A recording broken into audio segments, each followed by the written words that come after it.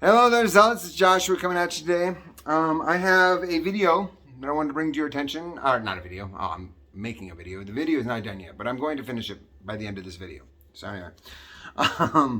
So I've noticed that in society, there's this huge, well, not in society, I would say in Christianity in general, there's this huge push for husbands to provide for their wives. Now, that's not an ungodly thing, but I don't think it's actually a biblical thing either.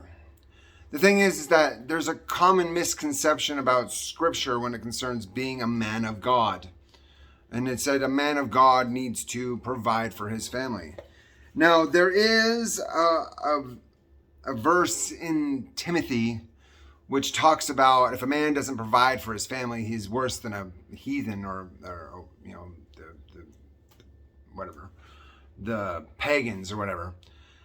However, there's no prophetic linkage that links to Timothy being a part of actual God-inspired biblical canon. In fact, there's a lot of scriptures that contradict that verse that are considered biblical canon, because providing for your family is not necessarily monetary issues or just even like having a job. Now, bear in mind, I'm not saying don't work, because it says 6 days shall you work and on the seventh day you rest. And it says it over and over and over again, specifically in Exodus. So what I'm telling you is like, you need to work. You need to do some sort of job. But it's not necessarily about being paid. In fact, there's a lot more references to women being paid for doing work than men being paid for doing work. If you look at the scriptures, and it talks about the virtuous woman, and it talks about her selling her wares and getting paid, and buying and selling a field, and managing all the money, and making sure that all the things are taken care of. And it says that a man is supposed to take no thought for what he shall eat or drink, or wherewithal shall be clothed. For your Father which is in heaven knows you have need of these things. The men are the ones that are sent out by twos, asking nothing, wearing nothing, carrying no scrip, no clothes, no anything. They're the ones that are being told to drop their jobs, give up all their possessions, and follow Jesus Christ. Paul was a dude that was like, he had sacrificed all, but then Lydia became a convert and she started funding his witnessing. So there's this dilemma that we have, that there is this backwater kind of concept where a man of God is supposed to have a job to provide for his family, which you totally can. However, you're supposed to take no thought for the morrow to take care of itself. Take no thought for what you shall eat or drink, or wherewithal you shall be clothed. These things, when you stop worrying about those things, you stop worrying about money. You stop worrying about food. You stop worrying about shelter. And these things start falling by the wayside. And it says in Acts, it says that the people had all things common. Okay? That's in Acts 2:44 and 4:32. It says, now you'll say, well, doesn't it say that if a man has a wife, he is supposed to provide for her? It says that in Exodus. And I'm like, well, if a man has another wife, and that means he has one wife and then he takes another wife, he says, food and shelter shall not diminish. So let's say you have a prophet, and remember, the Levitical priests didn't own anything. They owned nothing, so they can't provide for their families. Okay, God provides for them. So these laws have to apply to everybody, including the priests. So what would happen is that these guys would take no provision, and then they would have one wife. And if they would take a second wife, then their food and shelter of the first wife should not diminish. Well, if the guy's not providing for the first wife and he's definitely not providing for the second wife, then how is it going to diminish? You can't. Now, if you have a first wife and you give her all these things, and you get a second wife and you give her all these things, now they can't diminish.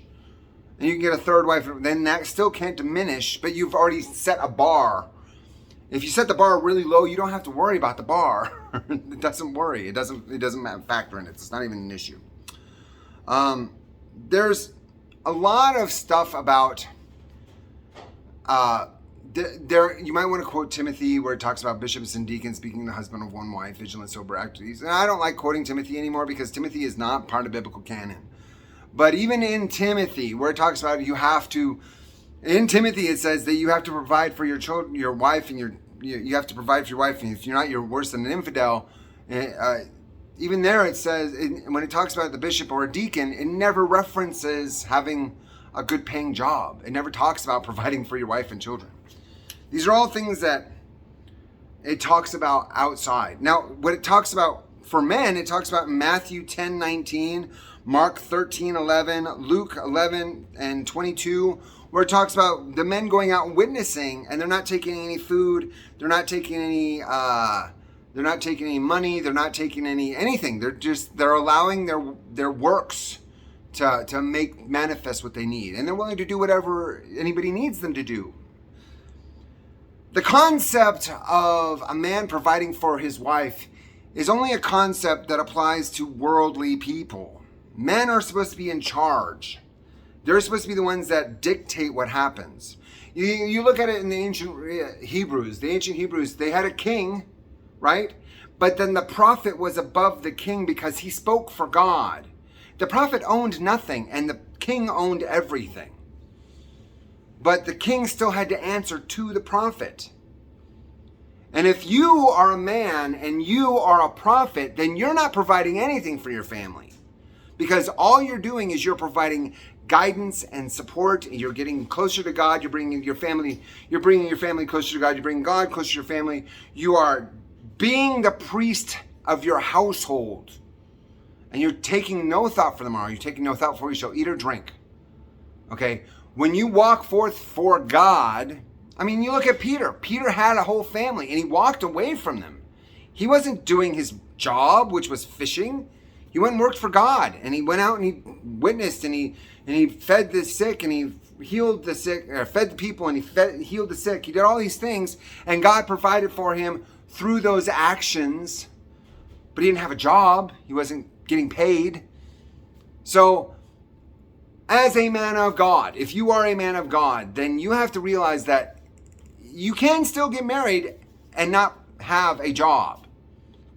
And I recommend that if you are a man of God and you still want to get married, that you take forth this path. You walk down this path. And if a woman comes to you and wants to marry you, she will provide food, shelter, duty, marriage.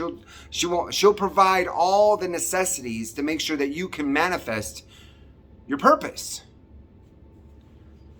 This concept of a husband providing for his wife is a worldly concept, and it's not evil.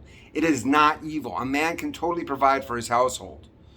However, I have not found it anywhere in Scripture, or prophetic link, Scripture that is prophetically linked, about a man having to have a job. He does have to work, but he doesn't have to have a job. Anyway, I can keep beating this bush until it's dead. But anyway, you get the point. Husbands provide spiritually, not necessarily physically. I hope you have a blessed day. If you have any questions, leave them in the comments. Share, like, subscribe. I would love to hear from you. If you have any feedback, please give it to me. I'll talk to you later. Bye.